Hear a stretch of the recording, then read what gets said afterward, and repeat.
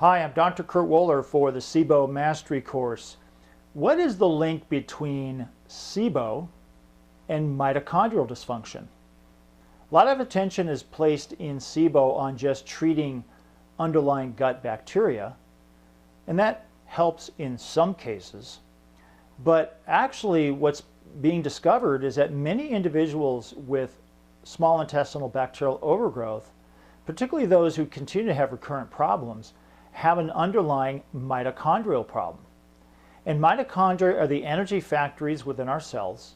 They produce that energy currency chemical called ATP that all of our cells and organ systems of our body use, including the digestive system.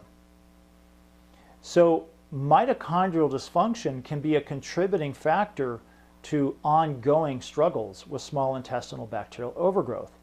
So in the SIBO Mastery Course, we not only go through all the different steps and pathogenicity mechanisms, etc., linked to small intestinal bacterial overgrowth, but we also get into how to assess for mitochondrial dysfunction and how to know if mitochondrial dysfunction is actually a contributing factor to your patient's SIBO issues, and then how to address it.